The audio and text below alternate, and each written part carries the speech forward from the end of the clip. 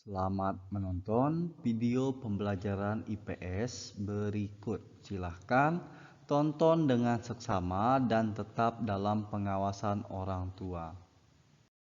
Materi kita kali ini adalah berkaitan dengan cahaya. Nah, baik itu dari cahaya itu sendiri, sifatnya seperti apa, dan sebagainya. Kita langsung saja masuk ke dalam pembahasan. IPA, tema 5, subtema 1. Menjelaskan jenis-jenis cahaya. Cahaya merupakan gelombang elektromagnetik yang memiliki panjang gelombang 380 hingga 350 nanometer. Berdasarkan kemampuannya, ditembus atau tidak ditembusnya cahaya, benda dapat dibedakan menjadi dua, yaitu ada benda gelap dan benda bening. Benda gelap adalah benda yang tidak dapat ditembus cahaya, misalnya batu, besi, beton. Karena benda tersebut tidak dapat ditembus cahaya, maka mengakibatkan timbulnya bayangan. Yang kedua, benda bening. Benda yang dapat ditembus oleh cahaya, misalnya plastik bening, air, dan kaca.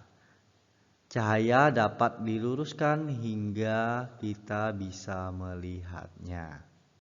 Berdasarkan kemampuan manusia dalam melihat cahaya, cahaya dibagi menjadi dua, yaitu cahaya tampak dan cahaya tidak nampak. Cahaya tampak adalah cahaya yang dapat ditangkap dan dilihat oleh mata manusia biasa tanpa bantuan alat apapun, misalnya senter atau cahaya lampu rumah dan pelangi.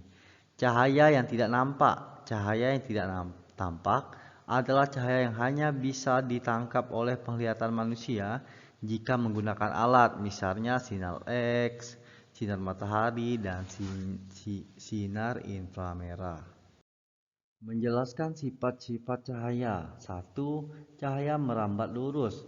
Berkas cahaya yang merambat atau mempunyai arah lurus, misalnya saat kita menghidupkan lampu motor ataupun sinar matahari yang menembus kaca jendela. Yang kedua, cahaya menembus benda bening, artinya cahaya dapat menembus benda yang bersifat bening, misalnya pada kaca pelindung lampu motor ataupun saat kita menyenterkan air ke gelas. Cahaya yang dapat dipantulkan, cahaya yang dapat memantul pada benda yang bersifat mengkilap seperti cermin. Yang keempat, cahaya dapat dibiaskan, artinya cahaya dapat dibelokkan pada permukaan media yang tidak datar seperti pada saat menyenterkan cahaya terhadap air ataupun mencelupkan pulpen ke dalam air. 5. Cahaya dapat diuraikan, artinya pemisahan warna pada cahaya, misalkan pada cahaya sinar matahari dan juga pada pelangi. IPA, tema 5, subtema 2. Menjelaskan peristiwa pemantulan cahaya dalam kehidupan sehari-hari. Di sini terbagi menjadi dua, yaitu pemantulan teratur dan pemantulan cahaya tidak teratur. Pemantulan teratur terjadi pada saat cahaya mengenai permukaan yang rata sehingga pemantulan menjadi stabil, misalnya pada cermin atau air tenang. Pemantulan cahaya tidak teratur pada saat cahaya mengenai permukaan yang tidak rata, misalkan pada air bergelombang sehingga arah pemantulan tidak menentu. Nah, untuk gambar, silahkan lihat contoh gambarnya pada gambar di samping. Berikut adalah jenis cermin. Tentunya cermin berbeda dengan kaca. Cermin memantulkan, sedangkan kaca meneruskan.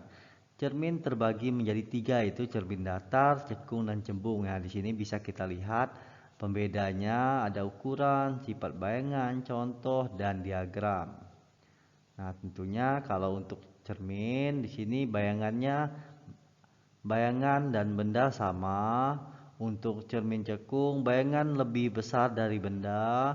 Untuk cermin cembung, bayangan lebih kecil dari benda. Nah, dan seterusnya ini bisa dibaca dan dipahami masing-masing. Menjelaskan macam-macam alat optik. Yang pertama ada mata. Mata adalah alat optik pertama dan utama dari tubuh manusia yang biasa juga disebut indera penglihatan. Nah, cara kerja mata dengan cara menangkap cahaya. Berikut adalah bagian-bagian dari mata. Ada iris, lensa, pupil, kornea, retina, bintik buta, dan syarat optik. Yang kedua ada loop. Loop adalah sebuah lensa cembung yang mempunyai fokus yang dekat lensanya atau yang biasa kita sebut dengan kaca pembesar. Yang ketiga ada kacamata. Nah, tentunya kalau kacamata sudah tidak asing, yaitu membantu penglihatan untuk manusia, baik itu rabun jauh dan rabun dekat. Nah, untuk kacamata itu dibagi menjadi dua. Di sini penggunaan penggunaan lensanya ada penggunaan lensa cembung dan lensa cekung. Lensa cembung itu melengkung keluar, digunakan bagi penderita rabun dekat. Nah, sedangkan lensa cekung itu dia cekungannya ke arah dalam dan digunakan untuk yang rabun jauh. Menjelaskan proses penglihatan pada manusia. Nah, di sini terjadi ada 5 tahap. Yang pertama, benda memantulkan cahaya ke mata. Yang kedua, cahaya pantul dari benda masuk ke mata melalui kornea menuju pupil dan diteruskan ke lensa mata. Yang ketiga, lensa mata mencembung atau memipih agar bayangan jatuh tepat di retina. Yang keempat, cahaya tersebut dibiaskan oleh lensa mata menuju retina. Dan yang kelima, bayangan yang diterima oleh retina kemudian dikirim ke otak melalui saraf optik. IPA, tema 5, subtema 3. Menjelaskan pemantulan pada berbagai cermin. Cermin merupakan benda datar yang dapat memantulkan bayangan dengan sempurna. Nah, tentunya kita semua tidak asing dengan yang namanya cermin. Nah, setiap mau pergi kemana saja, tentunya kita harus bercermin terlebih dahulu agar terlihat rapi. Yang pertama ada cermin datar. Cermin yang mempunyai permukaan datar seperti cermin di meja rias. Nah, cermin datar mempunyai sifat bayangan yang dipantulkan sama besar dan maya dan tegak. Nah, posisi kanan dan kiri terbalik. Cermin cekung. Cermin cekung merupakan cermin yang permukaannya melengkung ke dalam. Cermin cekung mempunyai sifat jika benda dekat dengan cermin akan tegak dan diperbesar dan semu. Jika benda jauh akan bersifat terbalik, diperkecil dan nyata. Cermin cembung. Cermin yang lensanya melengkung ke arah luar mempunyai sifat tegak, diperkecil dan semu. Menjelaskan macam-macam alat optik. Di sini ada periskop, mikroskop, dan teleskop. Tentunya ketiga-tiga ini semuanya sama-sama bermanfaat. Periskop itu digunakan pada kapal selam. Mikroskop itu banyak digunakan oleh para ahli untuk meneliti benda-benda yang kecil. Sedangkan teleskop digunakan untuk meneropong benda yang berjarak jauh, misalnya seperti bintang ataupun planet. Nah, kita mulai dari periskop.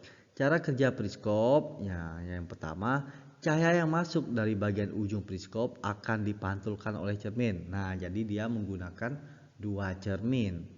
Pantulan cahaya tersebut kemudian merambat lurus menuju cermin kedua. Saat mengenai cermin kedua, cahaya kembali dipantulkan. Dan yang keempat, pantulan cahaya dari cermin kedua akan mengarah ke mata. Nah, itu sebabnya penggunanya bisa melihat walaupun dari dalam.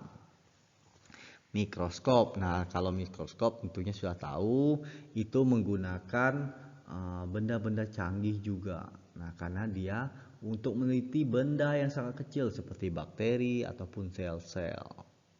Sedangkan teleskop, nah itu kebalikannya dari mikroskop. Kalau mikroskop untuk melihat benda berjarak dekat dan yang kecil, sedangkan teleskop untuk melihat benda-benda yang sangat jauh tetapi sebenarnya berukuran besar. Terima kasih sudah menonton video, semoga bermanfaat dan berguna bagi masa depan teman-teman sekalian. Terima kasih.